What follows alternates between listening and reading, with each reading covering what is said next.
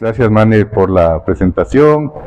Eh, para mí es un gusto estar en esta reunión en un tema que cada vez es más importante y se le da más importancia, valga la redundancia, para tener una buena calidad de vida. La idea es revisar algo de las características normales del sueño, de las funciones del sueño, y comentar algunos temas de las consecuencias de no dormir bien. Si tienen alguna pregunta y se puede interrumpir, no tengo ningún problema, o si no, al final de la charla contestamos las preguntas. El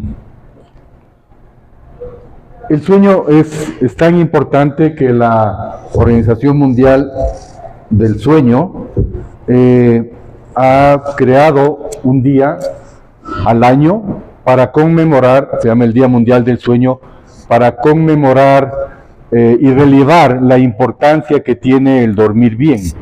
El lema de este año fue hacer de la salud del sueño una prioridad, y esto es parte de la introducción que hizo Mane para como parte de salud global, ¿no? Se considera que el sueño es uno de los tres pilares fundamentales para tener una buena salud, junto con una dieta balanceada y actividad física regular.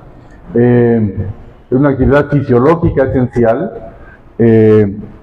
No se puede obviar el dormir bien, las consecuencias son importantes, y existen más de 100 trastornos del sueño que han sido descritos, propuestos, que pueden ser modificables y tratados con la ayuda de especialistas en medicina del sueño.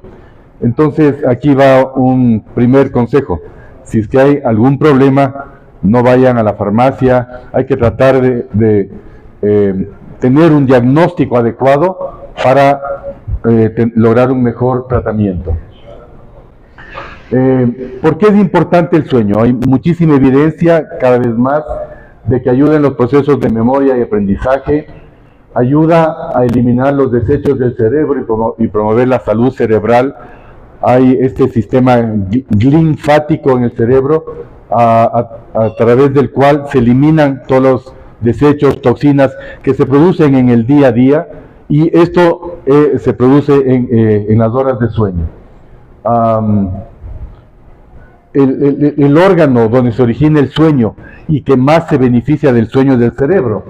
Entonces, es una relación bidireccional, tanto del beneficio como del origen del sueño, para tener una buena salud mental. Apoya al sistema inmune y ayuda también al sueño. Hay evidencia, y esto es cosas del día a día.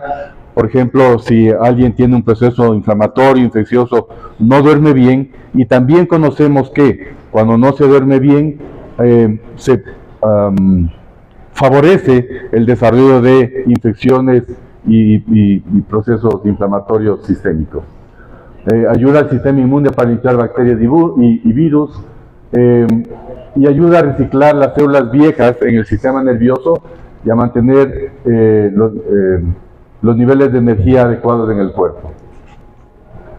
Hay muchos estudios que demuestran que las personas que no duermen de forma continuada, o que tienen la sensación de no tener un sueño reparador, tienen mayor riesgo de desarrollar enfermedades crónicas como problemas de memoria, enfermedades degenerativas, diabetes, cáncer, enfermedad cardio, es un factor de riesgo para enfermedad cardiovascular, trastornos afectivos, inmunodepresión, glaucoma, problemas odontológicos, entre otros. Recién salió una publicación que los trastornos del sueño producen una disminución de una estructura de los cromosomas, de la cubierta terminal de los cromosomas, que se llaman los telómeros, y estos telómeros están involucrados en el envejecimiento. Entonces, los trastornos del sueño, hay evidencia que los trastornos del sueño disminuyen el tamaño de los telómeros, y hay más riesgo de producir enfermedad cerebrovascular, demencia y algunos tipos de cánceres por problemas del sueño. Esta publicación del Instituto de la Fundación Nacional del Sueño en los Estados Unidos informa que los pacientes que tienen deficiencia del sueño tienen más problemas en tomar decisiones, resolver problemas, manejo de emociones y conductas, mientras que las personas jóvenes, adolescentes y personas jóvenes que tienen una buena calidad de sueño, tienen una mejor calidad de aprendizaje, capacidad de resolución de problemas, ayuda a prestar atención, tomar decisiones y ser más creativos. Entonces, el concepto de salud del sueño no solo significa las horas que dormimos.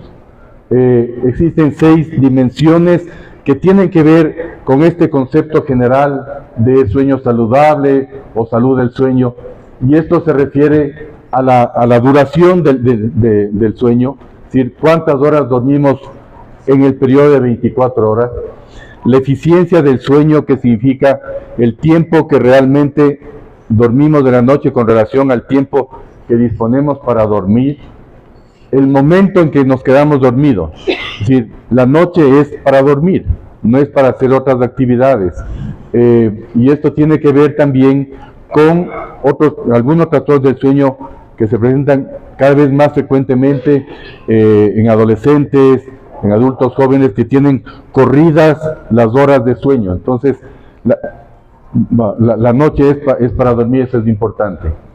La regularidad, que significa tener horarios para dormir y para despertarse. El estado de alerta, que se refiere a, después de una noche de sueño, cómo nos sentimos al día siguiente, qué tan activos y con capacidad de estar enfocados en las actividades que nosotros realizamos en el día a día. Y la calidad del sueño, que se refiere a, después de una noche de sueño normal, cómo nos sentimos al día siguiente, ¿sí? Entonces, estas son las 6 dimensiones que se consideran para tener un sueño saludable. Como dije, la mayoría de los trastornos del sueño son prevenibles. El problema es que apenas 1/3 de pacientes con trastornos del sueño buscan ayuda profesional, y cuando hacemos la historia clínica en la parte de neurología o de otros trastornos, cardiología, gastroenterología, y empezamos a investigar otros síntomas de cómo duerme, cómo se siente, si está cansado o no, aparecen muchos otros síntomas relacionados con trastornos del sueño. Se considera que más o menos un 45% de la población en el mundo tiene algún trastorno del sueño, y tiene una prevalencia muy alta, sobre todo relacionado con los costos directos e indirectos de la enfermedad, y estos son varios billones de dólares. Los costos directos se refieren a, en relación a los trastornos del sueño, acudir a una consulta médica, hospitalización, el personal que esté involucrado en el cuidado del paciente, el uso de medicamentos o dispositivos que deben utilizarse para el manejo de algunos trastornos del sueño. Y los costos indirectos se relaciona con el impacto en otras áreas de la enfermedad, ausentismo laboral, secuelas, muerte prematura, entre otros. ¿Qué es el sueño? El sueño es un estado de la conciencia que es rápida y completamente reversible, en que hay reducción de la actividad motora, en que hay desconexión del entorno, hay bloqueo de aferencias sensoriales. De alguna manera, cuando cerramos los ojos tenemos ceguera, no oímos todo lo que está a nuestro alrededor. Pero durante el sueño no es un estado cerebral pasivo, hay percepción y elaboración de señales en las diferentes etapas del sueño, Y en el hombre y en la especie humana se adopta una postura típica que es en decúbito, es decir, recostado, ¿no? Y es tan importante que se sobrepone a otras necesidades como alimentación, reproducción, autoprotección. Los soldados que están en las trincheras se quedan dormidos con los fusiles en riestra porque es más importante dormir. El sueño les vence más que este instinto de autoprotección, alimentación. El sueño, como dije hace un momento, el sueño se origina en el cerebro y el órgano que más se beneficia del sueño es el cerebro. Entonces, hay unos núcleos en el cerebro que tienen que ver con la producción de neurotransmisores que se relacionan con mantener el estado de alerta, el estado de vigilia. Y otros núcleos que están ubicados en el cerebro medio y a lo largo del tronco cerebral, que liberan neurotransmisores que tienen que ver con la inducción del sueño. Entonces hay un equilibrio dinámico, continuo, que se modifica en el curso de las 24 horas para mantenernos del estado, para entrar en el sueño o para mantener en el estado de vigilia, ¿no? Y es como un sub y baja, ¿no? Y entonces, en base a estos neurotransmisores, estos núcleos, es que podemos utilizar algunos medicamentos para tratar diferentes trastornos del sueño. Este es la lógica de entender el tratamiento con algunos medicamentos antidepresivos, ansiolíticos, grupos de medicamentos para diferentes trastornos del sueño.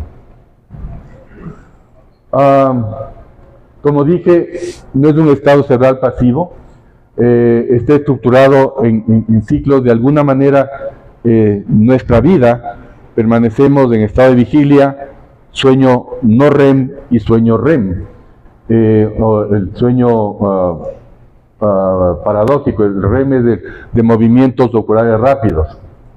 Entonces, en el sueño no REM tenemos etapas de sueño superficial, que son las etapas 1 y 2, y el sueño profundo, que es la etapa 3 del sueño, que el sueño se repite en ciclos.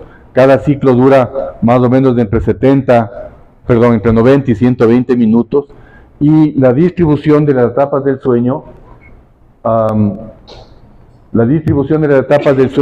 varía dependiendo las horas de la noche. Al principio del sueño hay más sueño profundo, que es la etapa 3. Entonces, digamos, empieza sueño superficial, etapa 1, 2, sueño profundo 3, vuelve a sueño 2, un poquito de sueño REM, y hacia el final de las horas de sueño hay más sueño REM. El sueño REM es la etapa en que hay ensoñación, en que soñamos. Por eso es que a veces en la mañana nos despertamos con la sensación de haber soñado. Eso es porque hay más sueño REM hacia las últimas horas de sueño. Entonces, estos ciclos se repiten periódicamente.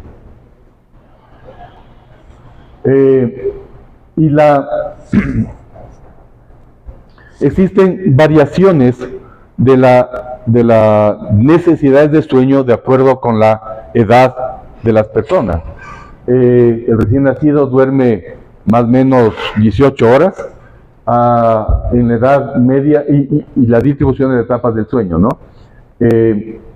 Y hay más sueño REM proporcionalmente, se llama sueño activo en el recién nacido, y conforme avanza la edad, hay más sueño no REM y menos sueño REM. Más o menos el sueño no REM es alrededor del 70-75% del tiempo de sueño, y el sueño REM alrededor del 25 a 30%. Y en el adulto, a partir de 65 años, en el adulto mayor, no es que se modifiquen significativamente los requerimientos del sueño. Lo que pasa es que el sueño es de peor calidad, hay más microdespertares. Por eso es que la persona el adulto mayor se duerme en cualquier momento, y es como que duerme menos, pero las necesidades de sueño se van sumando a lo largo de las horas del día. Bueno, esto es básicamente lo mismo. ¿Cuáles son las horas de sueño recomendadas? Hay variaciones de acuerdo con la edad. Un adulto joven debe ser más o menos 7 horas, más o menos 1 a 2 horas. Sin embargo, hay variaciones individuales. Un grupo que se llama dormidores cortos, que requieren menos horas. Otro que se llama dormidores largos, que requieren más horas que el promedio para el grupo etario. Y lo importante es, si nos preguntamos cuánto tiempo necesito yo para dormir, es hacer un calendario por unos días e ir escribiendo cómo me despierto después de las horas de sueño que yo normalmente duermo. Entonces, si yo digo, no, yo necesito 6 horas para dormir, y al día siguiente estoy cansado, me quedo dormido en el trabajo, estoy bostezando, digo, no es suficiente, necesito dormir más horas, ¿sí? Bien, ¿por qué se genera el sueño? Por un lado está,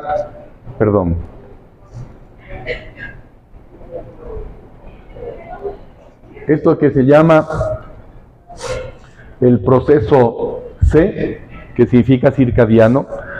Existe este concepto del reloj biológico, que no es solo un concepto funcional, es una estructura anatómica que está en un núcleo del hipotálamo del cerebro, que regula los horarios del sueño y de otras funciones biológicas.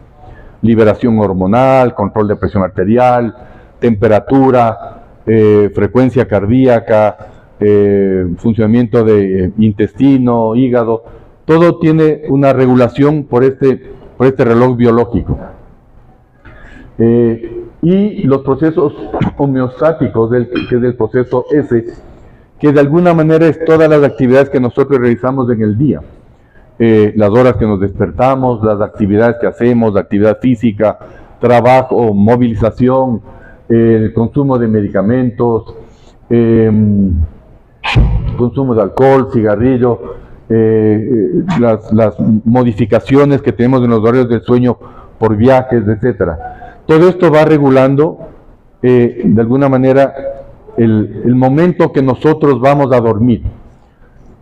Por eso es que al inicio de la pandemia, que se modificaron todos nuestros hábitos, que de un día para otro nos dijeron tienen que quedarse en casa, la gente empezó a hacer trabajo virtual, había gente que se despertaba de la cama, iba, perdón el término, en calzoncillos a las reuniones, lavado la cara, y entonces se modificaron todas estas actividades que nosotros hacemos en el día a día, y hubo tantos trastornos del sueño en esa época, porque los factores homeostáticos del proceso S se modificó bruscamente. No podíamos salir, no había cómo hacer actividad física, la gente trabajaba en la habitación, todo esto modificó significativamente.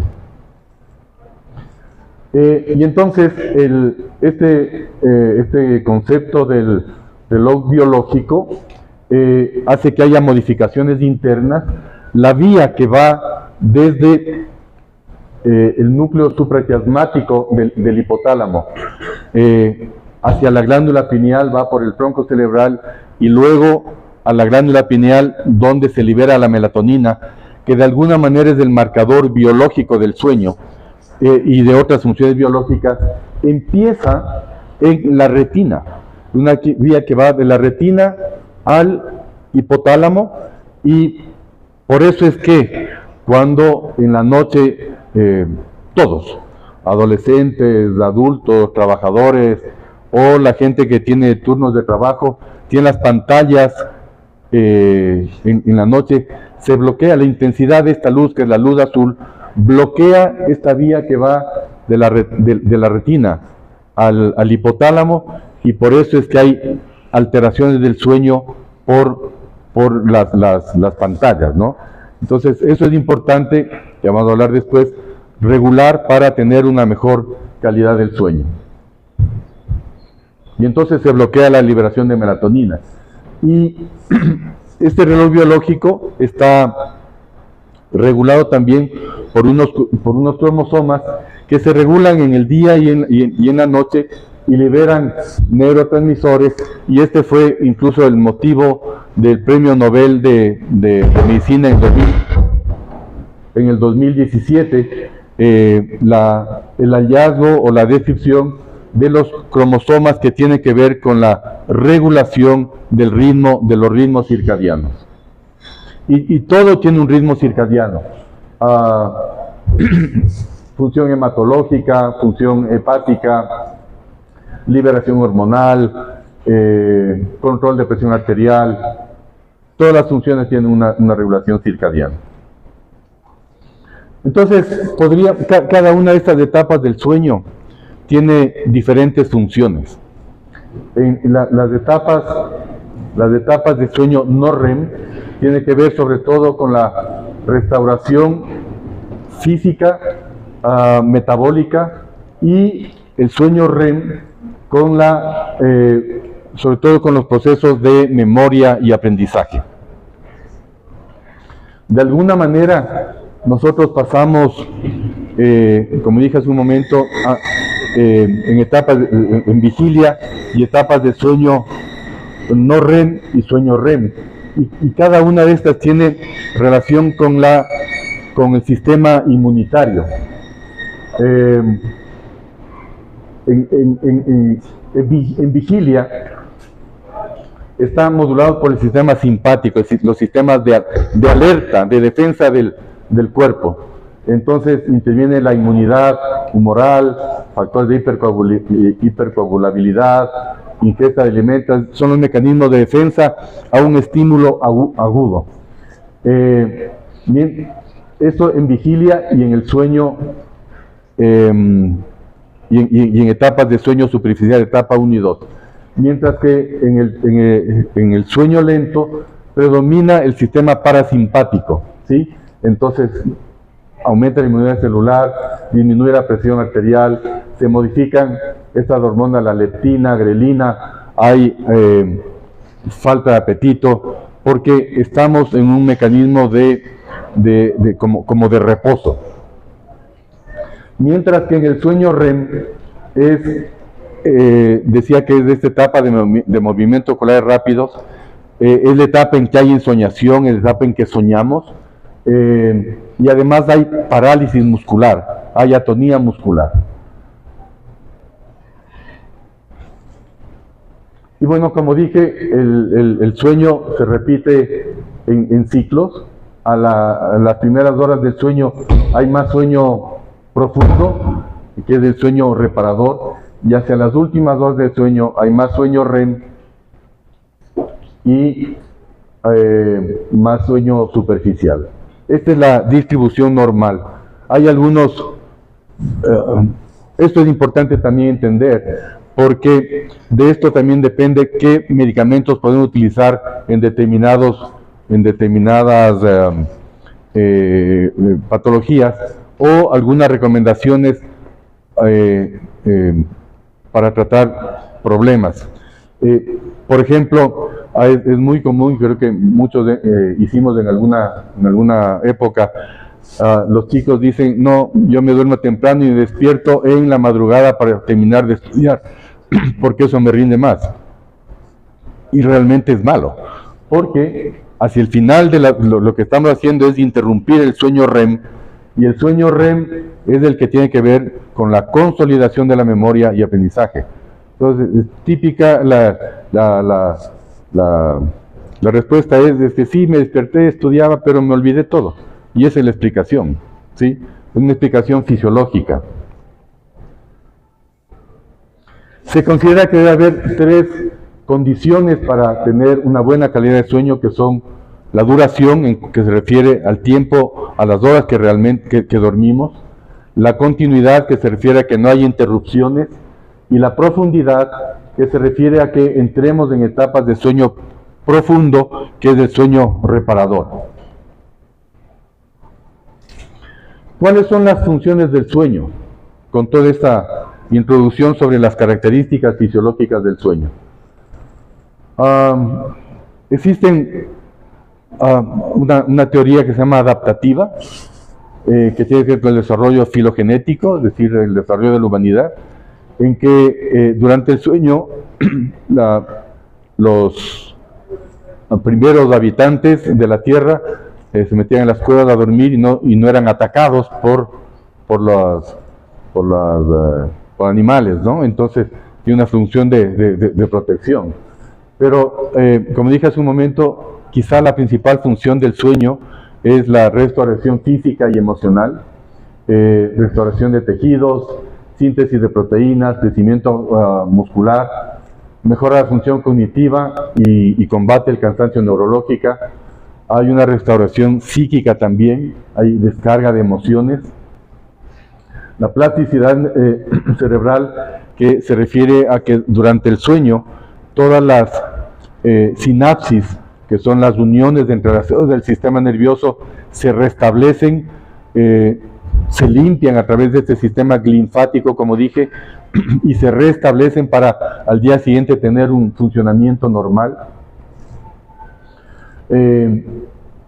Una función importante que es la conservación de energía. Durante el sueño hay una disminución de la temperatura corporal y de las necesidades calóricas. Por eso es importante tener una dieta adecuada antes de dormir para que no se modifique el aspecto metabólico, el metabolismo durante el sueño. Y lo que dije, la consolidación de la memoria durante el sueño REM, es como que durante el sueño REM se guarda la información en el disco duro. Y entonces en los niños es importante que tengan horarios de sueño adecuados para que no haya problemas de memoria de aprendizaje. Muchos trastornos del sueño en los niños y muchos problemas de aprendizaje se relacionan con esto. Y ahora que estamos en época verde, hay una teoría ecológica que dice que durante el sueño la especie humana, mientras dormimos, no contaminamos, así que también hay que poner.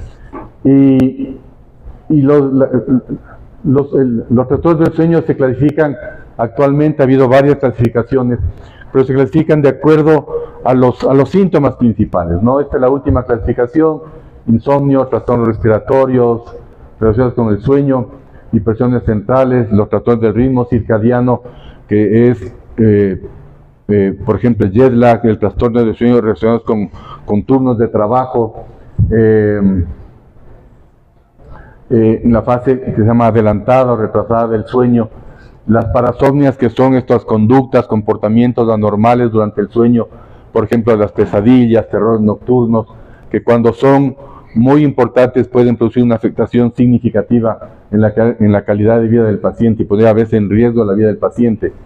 Los trastornos del movimiento, síndrome de piernas inquietas, el movimiento periódico de la extremidad, que muchas veces puede confundirse como insomnio, entonces hay que hacer una historia clínica adecuada.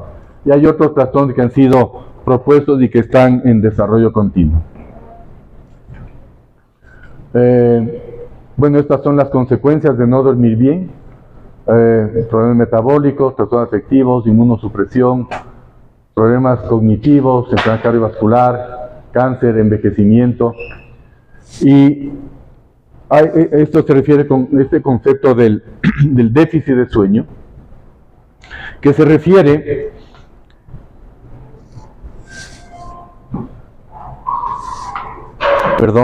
o que hay interrupciones en el sueño regular. Pacientes que tienen, por ejemplo, problemas prostáticas, dolor, y que tienen que levantarse muchas veces para aliviar estas molestias, o un trastorno que es muy frecuente, que es la apnea del sueño, que es el trastorno respiratorio del sueño que se manifiesta con ronquido, el roncar no es normal, sueño interrumpido y al día siguiente somnolencia excesiva en el día. Y esta déficit o deuda de sueño se acumula, además, no solo por estos trastornos, sino que hay demandas de trabajo, como dijimos, el estilo de vida, responsabilidades sociales y trastornos médicos o psiquiátricos. con esto del trabajo virtual, a alguien se le ocurre mandarle al empleado que le haga un informe a las 11 de la noche y el pobre hombre tiene que estar trabajando a esa hora, que es absolutamente inaceptable.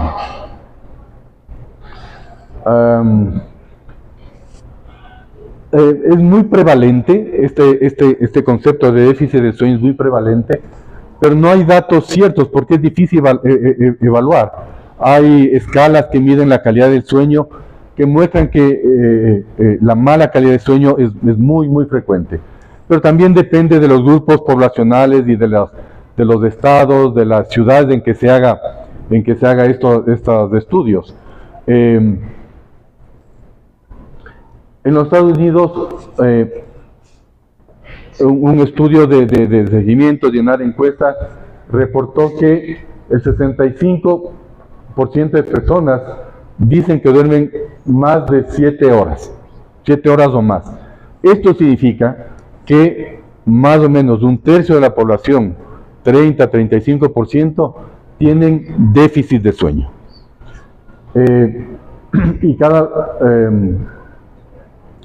Y el déficit de sueño, porque dormimos pocas horas, cada vez es más frecuente.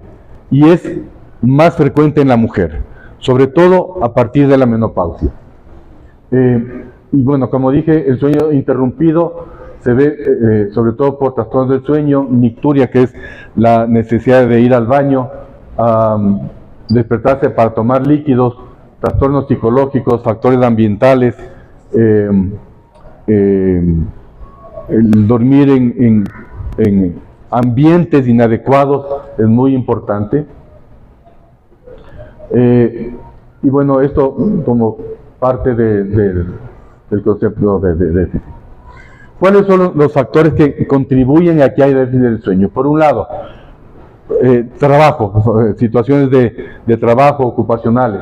Cada vez hay más demanda de que haya largas horas de trabajo y el trabajo en turnos, ¿no?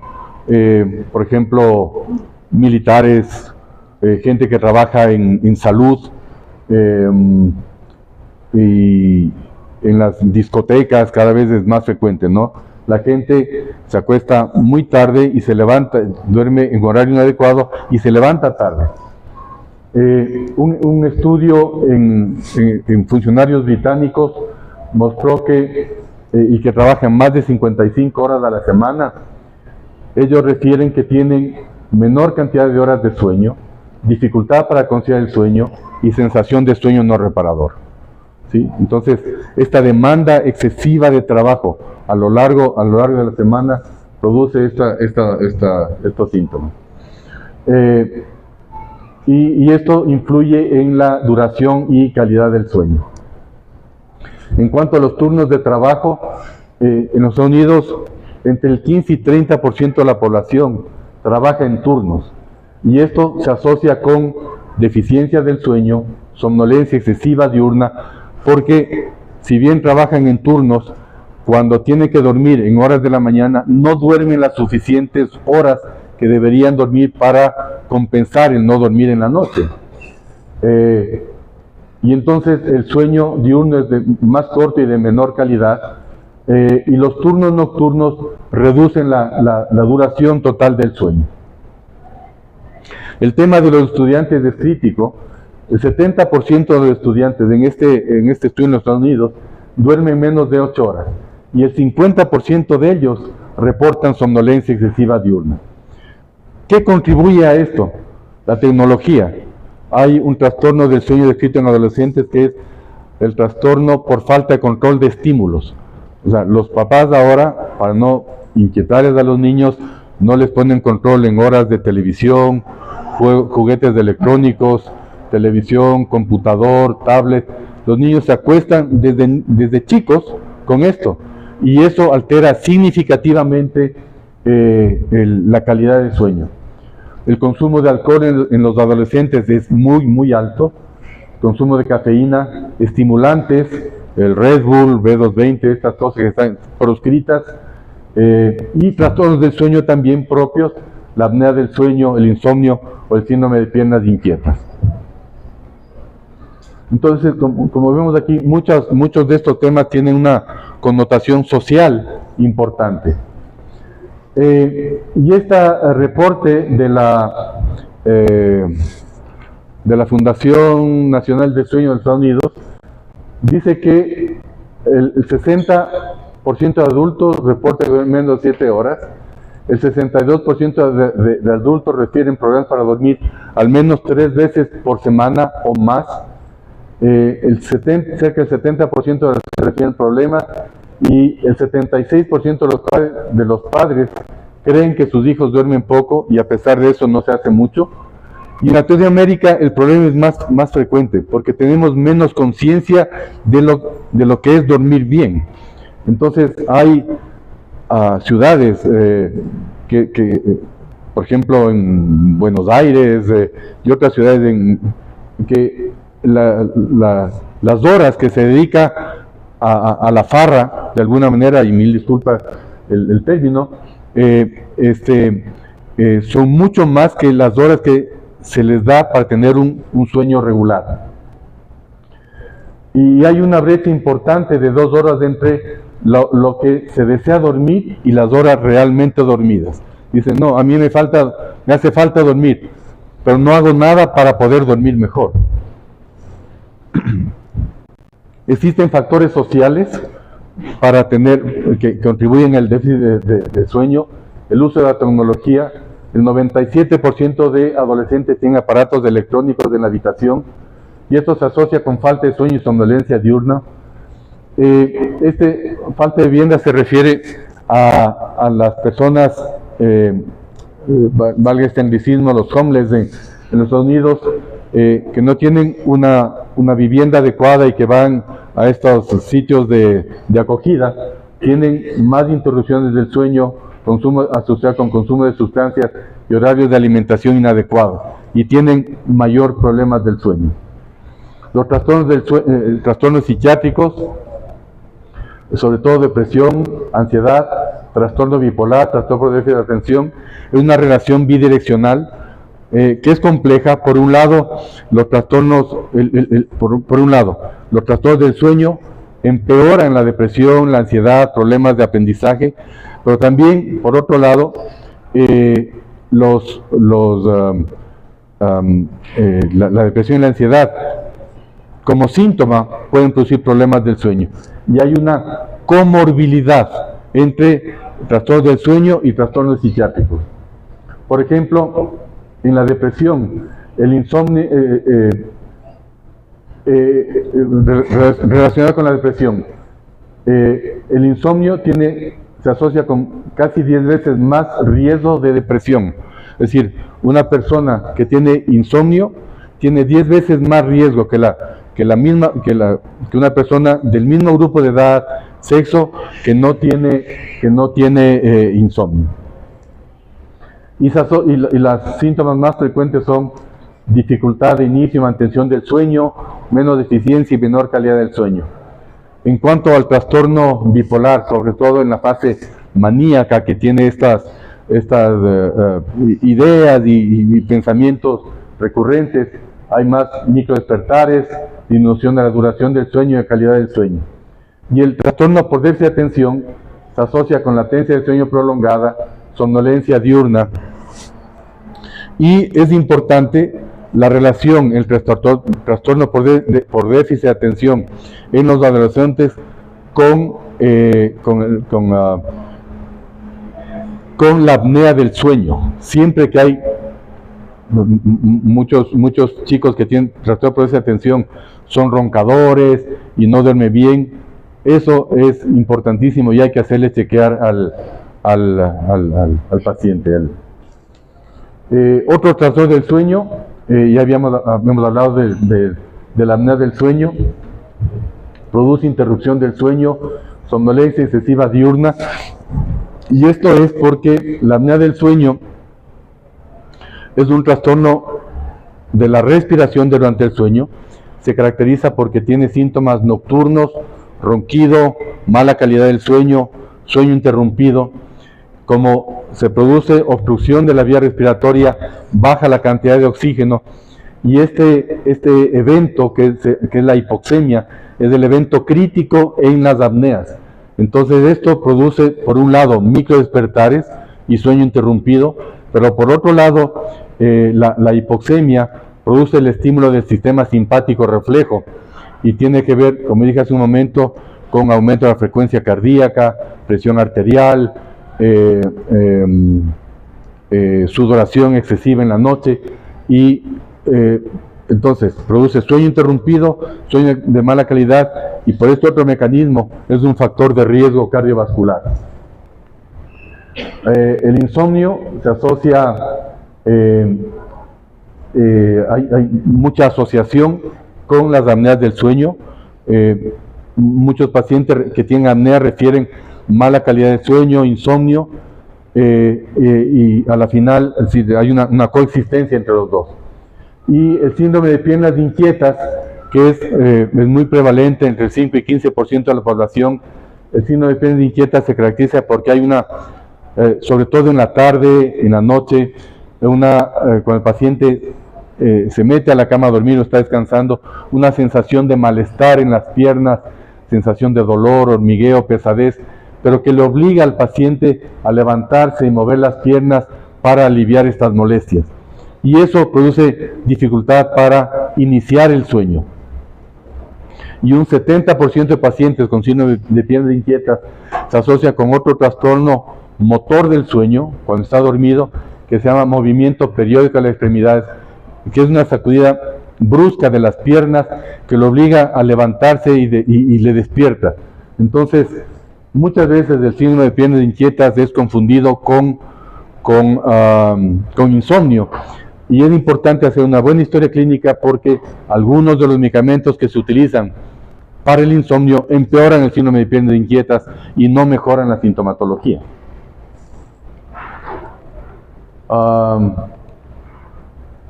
¿Cuáles son las consecuencias de no dormir bien, de tener este déficit de sueño o tener una mala calidad de sueño?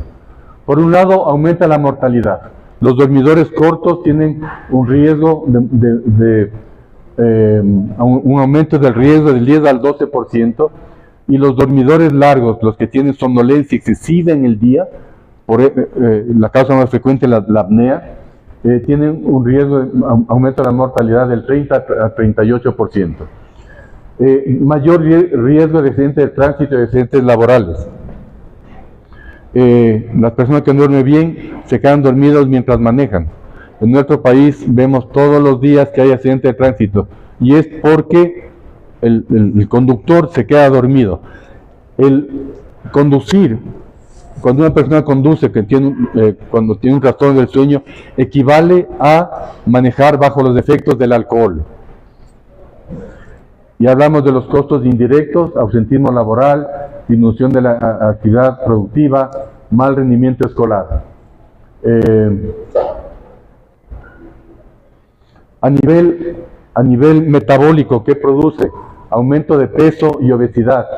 Y esto es más frecuente en estudios en los Estados Unidos, es más frecuente en la población hispánica y en los afroamericanos. Tiene un riesgo de 33% más de producir aumento de peso y diabetes, porque hay una alteración entre estas hormonas que son la grelina y la leptina. La grelina es una hormona que tiene que ver con la saciedad y la leptina es una hormona que tiene que ver con el depósito de grasa en los adipocitos. Entonces esta relación grelina-leptina se modifica cuando hay trastornos del sueño, y por ese mecanismo los pacientes tienen más obesidad, más diabetes. Inflamación. Hay respuestas inflamatorias sistémicas, aumento de marcadores sistémicos de inflamación. Como dije hace un momento, factores de necrosis tumoral. Como dije hace un momento, hay evidencia que los trastornos del sueño producen disminución de los telómeros, que son esta estructura de los cromosomas, que tiene que ver con la respuesta del envejecimiento. En cuanto a la enfermedad cardiovascular, es una relación bidireccional igual. Por un lado, los trastornos del sueño Es un factor de riesgo cardiovascular, aumentan el riesgo de hipertensión arterial, arritmias cardíacas, hipercolesterolemia, riesgo de arteriosclerosis. Hay estudios que muestran que pacientes que son roncadores fuertes por la respuesta inflamatoria sobre las arterias carótidas, tienen un riesgo mayor de desarrollar mayores placas de ateroma en las carótidas, ¿sí?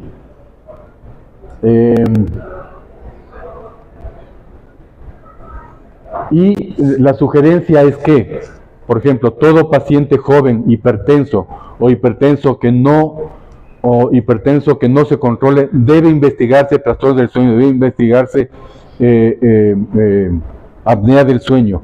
Todo paciente joven, todo paciente con arritmias cardíacas, en quien no hay buena respuesta al tratamiento, o que no se encuentra la causa, debe investigarse estos trastornos respiratorios del sueño. Esto es tan importante que la Asociación Americana del Corazón le ha puesto al sueño dentro de estos 8 factores de riesgo que deben ser evaluados. Un factor de riesgo es una condición que predispone a tener una complicación. Por ejemplo, la hipertensión es un factor de riesgo para hacer infartos, hemorragias cerebrales o problemas de miocardio. Hay factores de riesgo que no se pueden cambiar: edad, sexo, raza, pero otros sí, y estos son actividad física regular, control de colesterol, presión arterial, peso, cigarrillo, alcohol, dieta y sueño. Esos son las 8 recomendaciones de factores de riesgo que podemos modificar. En la función cognitiva, ¿cuáles son las consecuencias del déficit del sueño? El efecto es acumulativo, o sea, si uno no duerme 2 o 3 días, no hay problema. Nos sentimos cansados, abotagados, problemas de memoria, concentración, pero a largo plazo sí hay evidencia de que es un factor de riesgo para producir demencia, deterioro cognitivo. Hay disminución de la atención, alteración de memoria de trabajo, función ejecutiva, velocidad de procesamiento, rendimiento cognitivo. En la salud mental, el sueño corto se asocia con mala salud, hay trastornos de ansiedad, depresión, aumentos del riesgo de suicidio y compromiso de las relaciones interpersonales.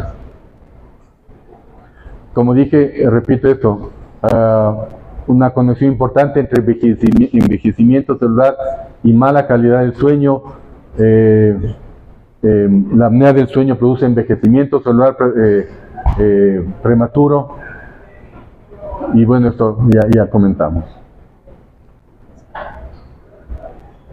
Eso es lo que pasa en nuestro país.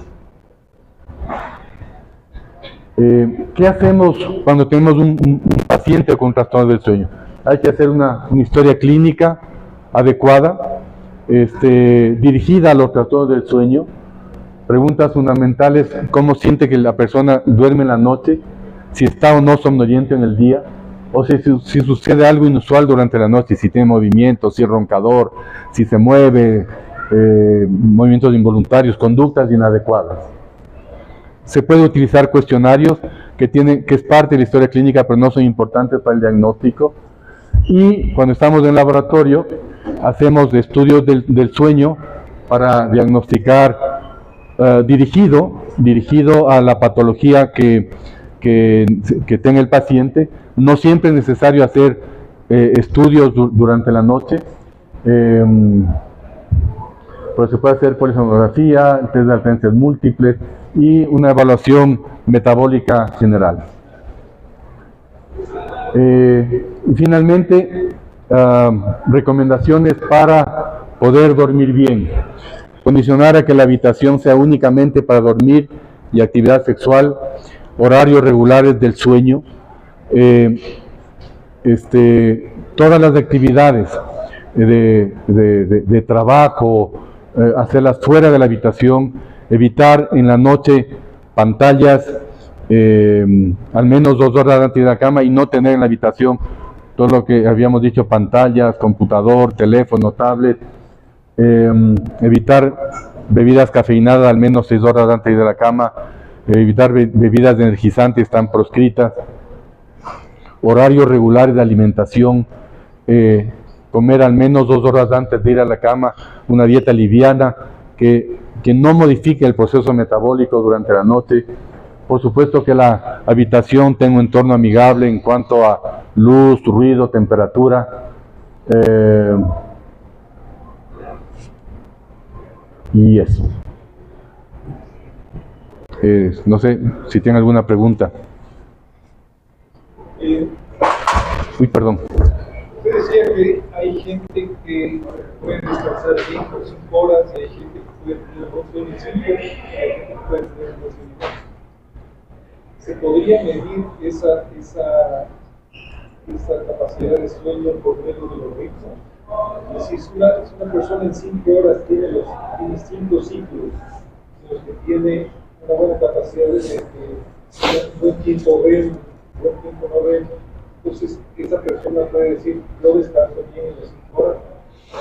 La persona que duerme 8, porque puede pasar, porque por ejemplo cuando uno toma alcohol, cafeína o incluso pastillas para dormir, uno dice, ok, yo me tomé una pastilla para dormir, dormí 9 horas, pero resulta que tiene 3 ciclos, que el porcentaje de REM no es el adecuado, que el porcentaje de sueño profundo no es el adecuado. Entonces, realmente no descansó bien. Entonces, se podría, ahora ya tenemos los relojes, podemos medir eso. A ver, podría saber si está descansando bien con 5 o 6. Es que el tema de los relojes inteligentes es muy indirecto, porque la única manera de saber las etapas del sueño es con electroencefalografía, ¿sí? En el electroencefalograma vemos las características del estado de vigilia, las características del sueño superficial, etapas 1 y 2, aparecen cierto tipo de ondas, vemos las características de la etapa 3 del sueño, que es del sueño profundo con ondas lentas, y el sueño REM, que tiene una característica en el electroencefalograma, atonía muscular y movimientos oculares. Pero esto es con electroencefalografía, esto es neurofisiología. Y los relojes no marcan eso, son cosas indirectas. Dijimos hace un momento que en el sueño REM hay variación cardiovascular. Entonces, el reloj lo que marca es eso. El reloj lo que marca, o los colchones. Nosotros trabajamos en nuestro laboratorio con una empresa que desarrolló estos colchones inteligentes. Entonces, en el sueño REM marca que no hay movimiento. Entonces, infiere que hay sueño REM, pero no es absoluto, ¿sí? Ahora, en cuanto a los requerimientos de sueño, básicamente lo mejor es hacer hacer un diario del sueño, y con estos cuestionarios del sueño que miden la calidad, la eficiencia del sueño, cómo uno se despierta, esa es la mejor manera de decir si lo que yo duermo es suficiente para mí o no. Esto sí es importante, nos ayuda muchísimo en el diagnóstico, pero no es absoluto. Doctor, ¿hay algún tiempo promedio estimado para determinar cuán bueno es un sueño profundo? Atado a la pregunta, lo que nos decía sobre los dispositivos electrónicos que son los relojes, porque, por ejemplo, en mi caso hay muchas veces que yo reviso cuánto he dormido en un sueño profundo, que entiendo que es donde uno debería enfocar los mayores esfuerzos para que este sea más largo. A veces tengo 30 minutos, otras veces 45 minutos, otras veces 1 hora y cuarto, entonces yo digo 30 minutos mal, 45 más o menos, 1 hora y 15 sí estoy bien, pero no sé si esa es la buena interpretación. Pero, a ver, contesto con lo que, al final de la respuesta anterior, esto es absolutamente indirecto. Absolutamente indirecto. Uno puede decir, o sea, el sueño se divide en ciclos. Cada ciclo dura entre 90 y 120 minutos, por un lado.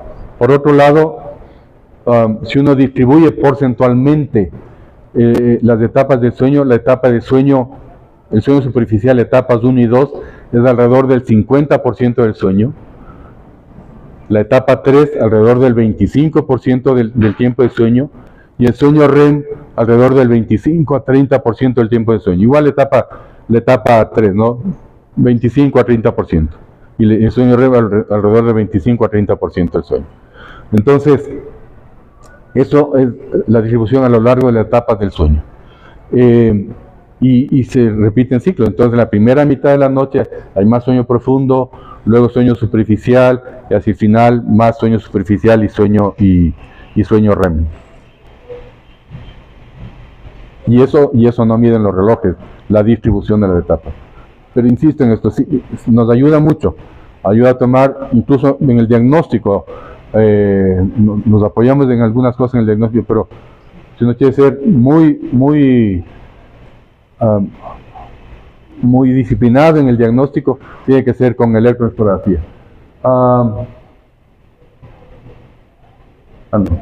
perdón.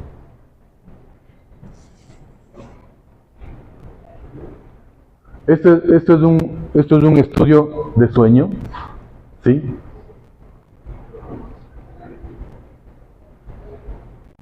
Esto es un estudio de sueño que se llama una polisomnografía. Y lo que vemos aquí es el registro, los dos primeros canales que están en azul, es movimientos oculares, ¿sí? Los otros es electroencefalografía, actividad muscular del mentón, de las piernas, el registro de la respiración, registro de ronquido, electrocardiograma, frecuencia cardíaca y saturación de oxígeno, ¿sí? Y entonces aquí vemos, por ejemplo, en este paciente está en etapa 2 del sueño porque las ondas son de características de la etapa 2 del sueño, una actividad teta y cosas así. No sé si tengo acá. Aquí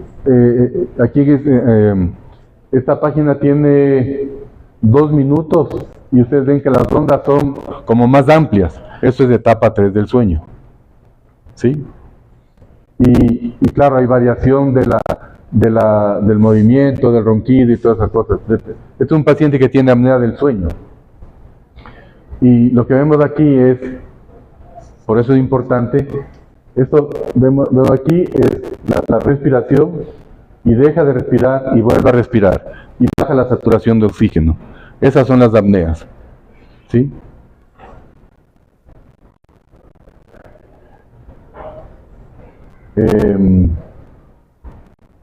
Igual acá, respira, no respira, vuelve a respirar, y aquí hay una alteración en la frecuencia cardíaca, ¿sí? Durante las apneas, por eso es importante. Pero insisto en esto, sí nos ayudan, pero no es absoluto.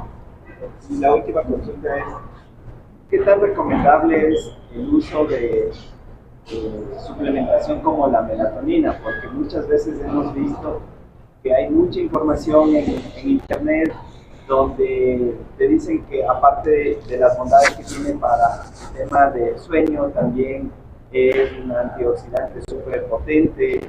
De cierta manera también después dijeron que la ashwagandha era este adaptógeno muy importante también para las personas que de cierta forma pasan muy activas en su trabajo, quieren reducir el estrés, el cortisol.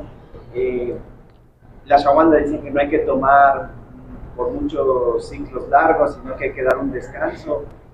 ¿Qué recomendaría desde ese lado?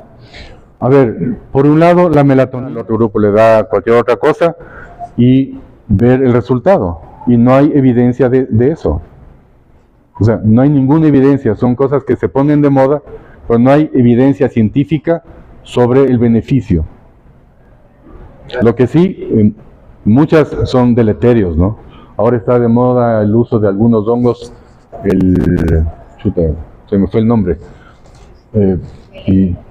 ¿Cuál? No sé, unos hongos que están por ahí.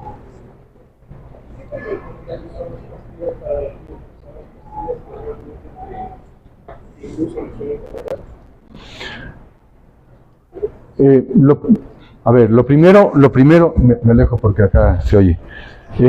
Lo primero es que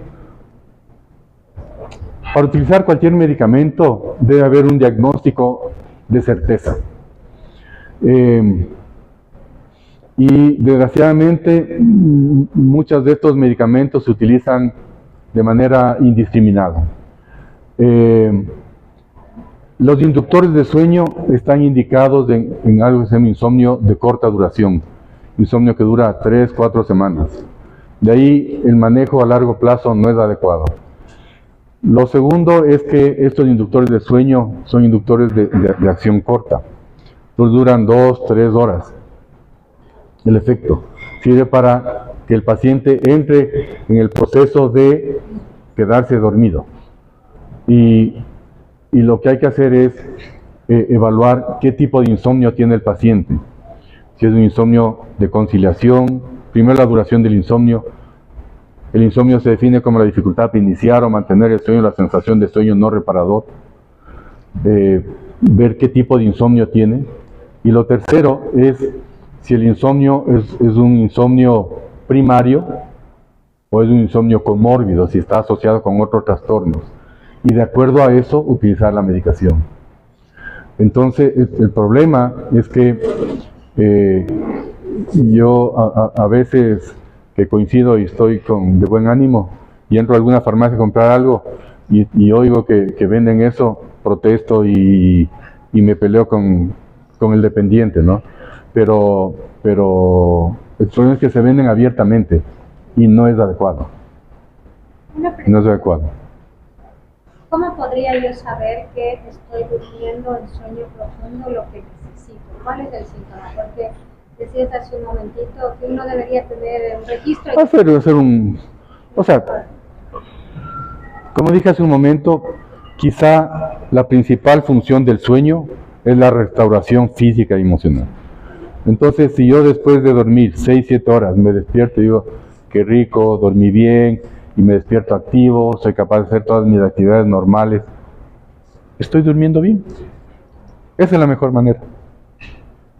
Tengo una pregunta. Usted mencionó que lo óptimo es dormir, lógicamente, en horarios de la noche. Ajá. Entonces, mi pregunta va más en el sentido de que, ¿cómo sé que me estoy levantando en cambio muy temprano? O sea, ¿cuál sería un horario óptimo para descansar? La noche. ¿De qué horario a qué horario? O sea, dependiendo del grupo de edad. Si un adulto joven debe dormir en promedio 7 horas, más o menos 1 a 2 horas, más o menos, ¿sí? 1 a 2 horas. Entonces, digamos, dependiendo de las actividades, despertarse 6-7 de la mañana y dormir 11 de la noche, 10-11 de la noche. O sea, el horario es... Mientras sea de noche todavía. Es que la noche es para dormir. Es que ella se levanta a las 4:30. A ver, es que si se levanta... ¿Ah? Digo, muchos aquí de ley que están temprano. Claro, pero es que eso, dependiendo, ¿por qué? O sea, si yo me duermo a las 8 de la noche y me despierto a las 4 de la mañana, ya cumplo mis horas de sueño. No es normal. Ya cumplo mis horas de sueño, pero un horario inadecuado. Eso se llama fase adelantada del sueño. Así como hay la fase retrasada del sueño. La persona que se duerme a las 3 de la mañana y se despierta a las 11, ¿sí? Eso se llama fase retrasada del sueño. Aquí se llama fase adelantada del sueño. Personas que duermen a las 7, quizá por un condicionamiento, ¿no? De trabajo y ya se quedan con ese horario. Eso es una cuestión de hábitos. Entonces, si yo me duermo de 9 o de 8 a 4, ya duermo mis 8 horas. Pero me estoy despertando en un horario inadecuado. ¿Sí? Entonces ahí el manejo es diferente. El manejo ahí es algo que se llama cronoterapia. Modificar los horarios y modificar el estímulo luminoso. Porque la luz, la intensidad de la luz, bloquea la liberación y la circulación de melatonina.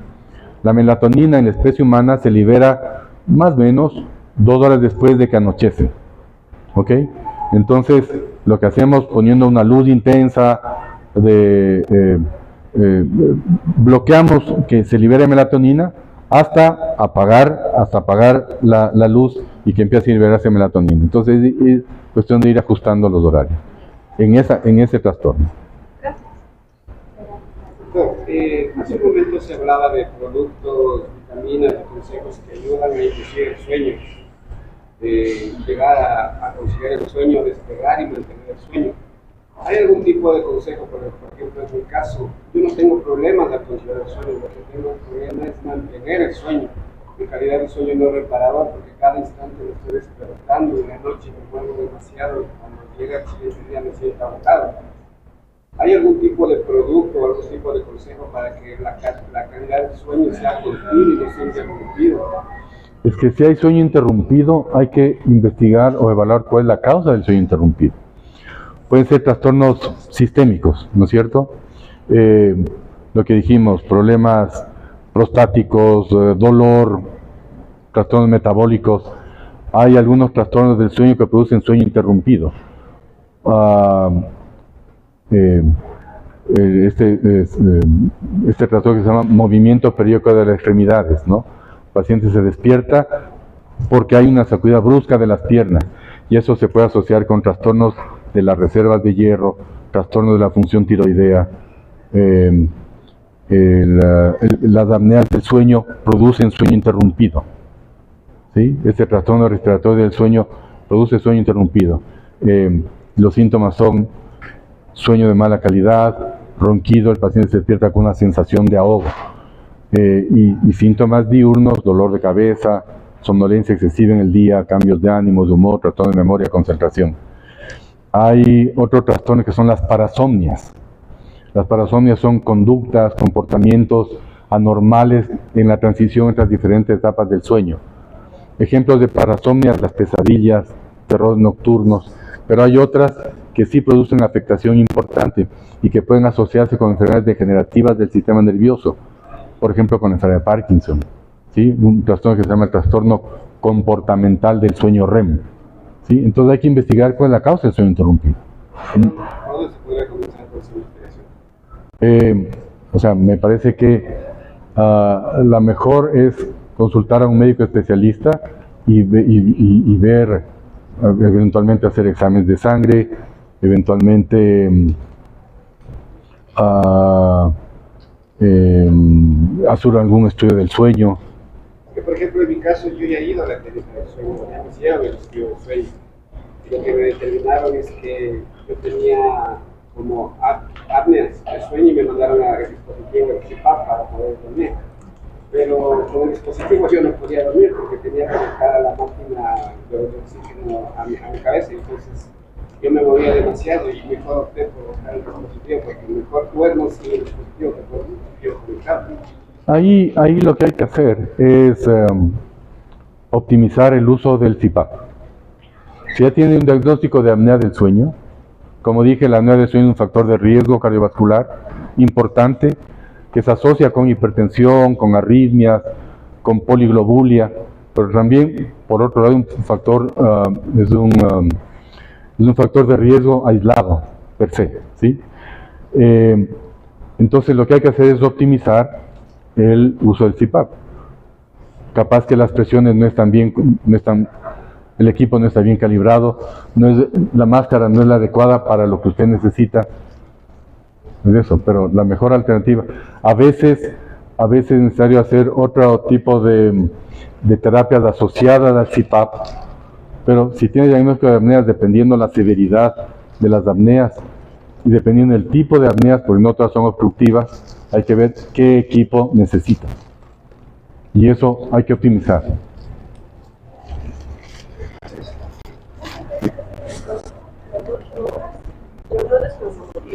Pero nos estamos dormidos 10 minutos y el sueño reparado.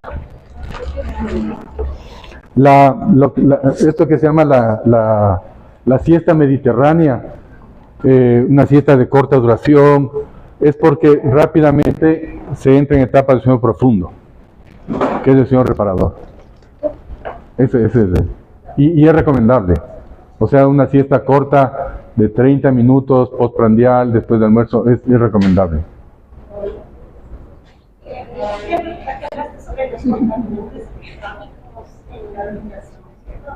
¿Qué tan perjudicial es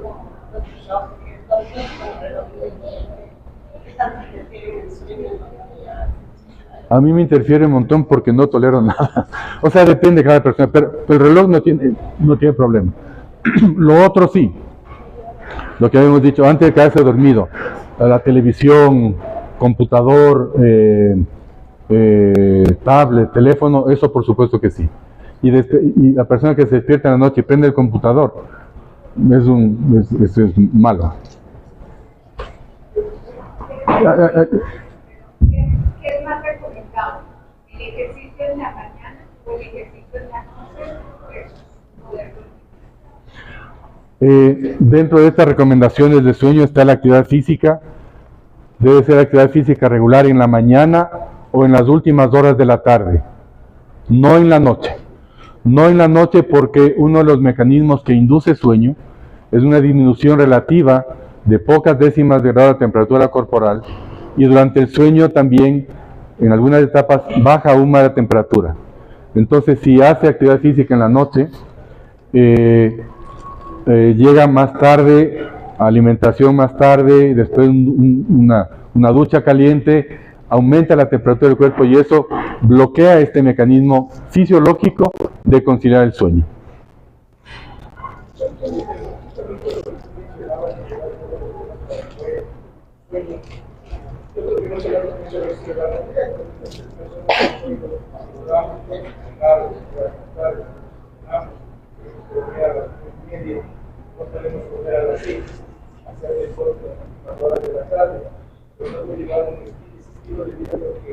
Se adapta al día a día de trabajamos.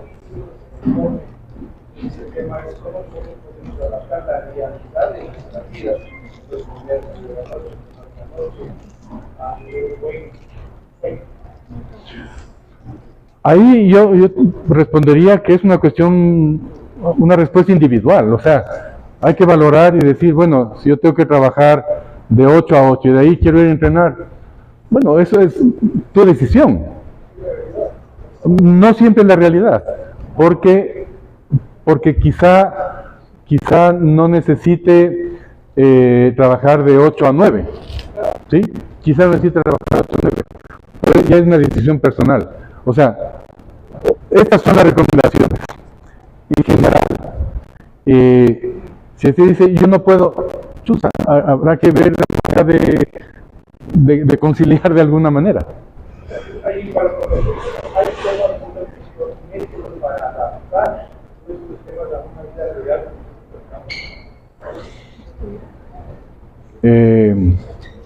O sea, no, yo diría que no. ¿Cuándo deberíamos acudir a examinar los sueños? Yo siento que duermo bien, pero mi esposo dice que yo hablo como nada más hablando moviendo brazos, no sé si es que me debería preocupar. A ver, ¿cuándo ir? Cuando haya afectación en la calidad de vida del paciente, ¿sí?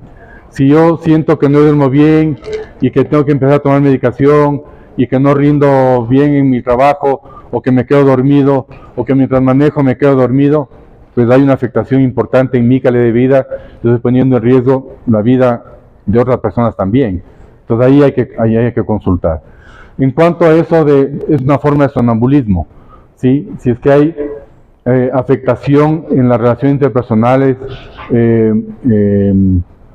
afectación o poner en riesgo la vida del paciente, hay que acudir e investigar.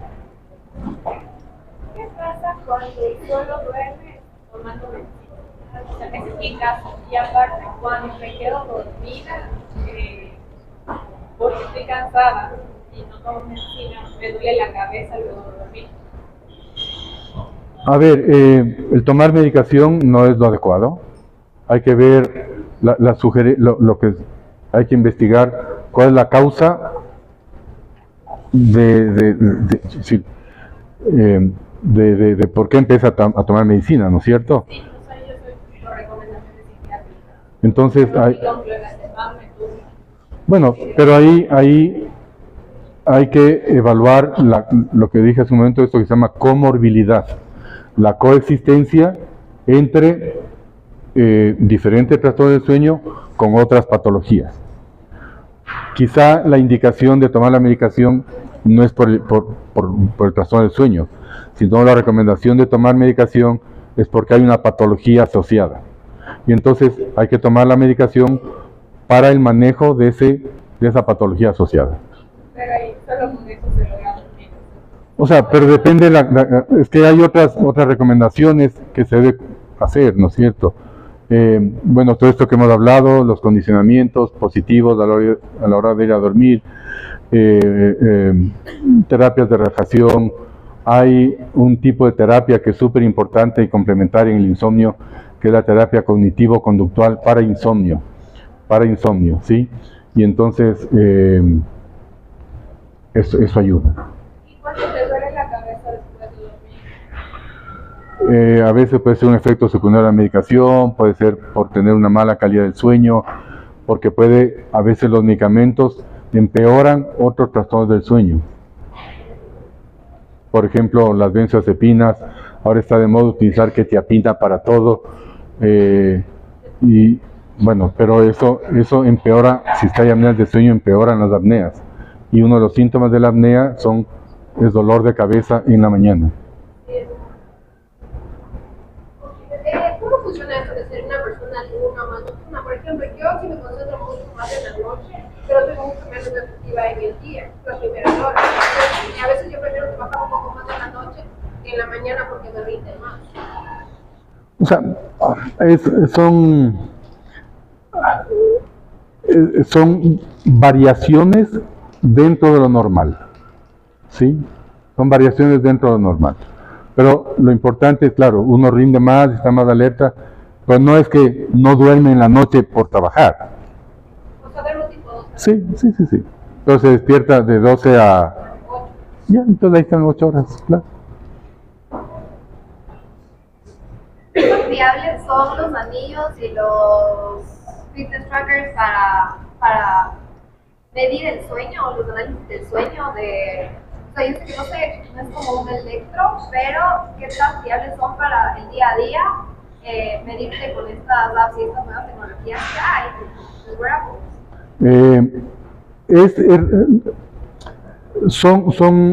Es un análisis súper indirecto. Sí ayuda, pero es indirecto.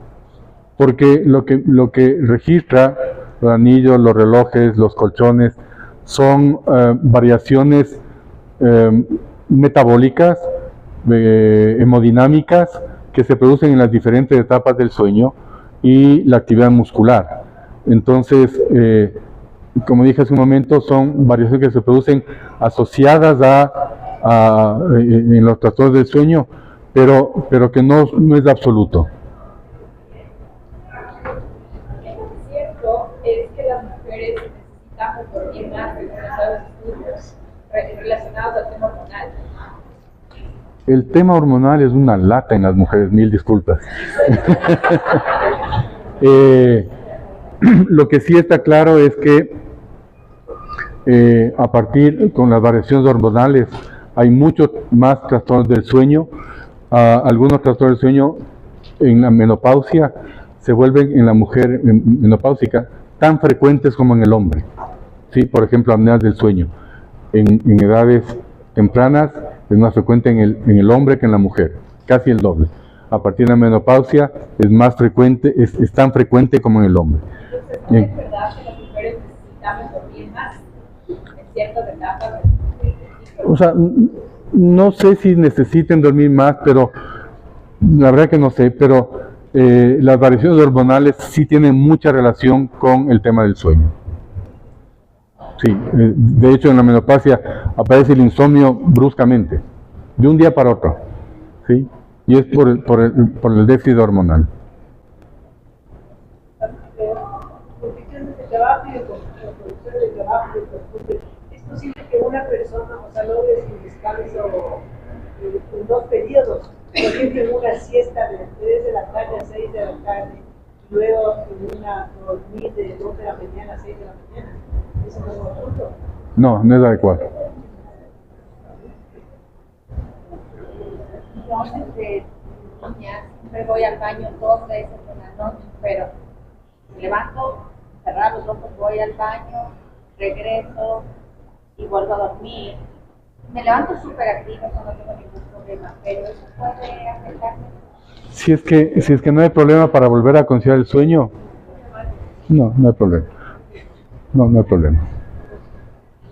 El nunca soñar o tener pesadillas es normal, o por ejemplo tener una o dos al año. Siempre se sueña. Lo que pasa es que no tenemos recuerdo de los sueños. En etapa REM siempre hay ensoñación. Y en las otras etapas del sueño también tenemos como unos flashes. Hagamos la idea que en la etapa 2 y 3 de sueño soñamos así como una foto, que estamos viendo una foto aislada. En la etapa REM, en el sueño REM es como que estamos viendo una película, una escena con una hilación. Siempre se sueña. Lo que pasa es que no siempre nos despertamos con el recuerdo de haber soñado. Pero y esto es quizá por la distribución de las etapas del sueño, ¿no? Pero siempre se sueña. ¿En qué etapa del sueño es donde sí recuerdo el sueño cuando siempre es muy sensible la sensación? En el sueño REM es cuando se sueña. El sueño REM.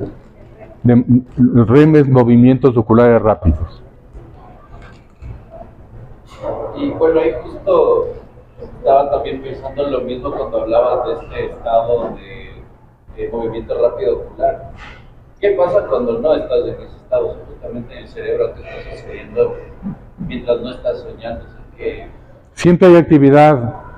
El cerebro es una actividad, es un estado activo, ¿sí?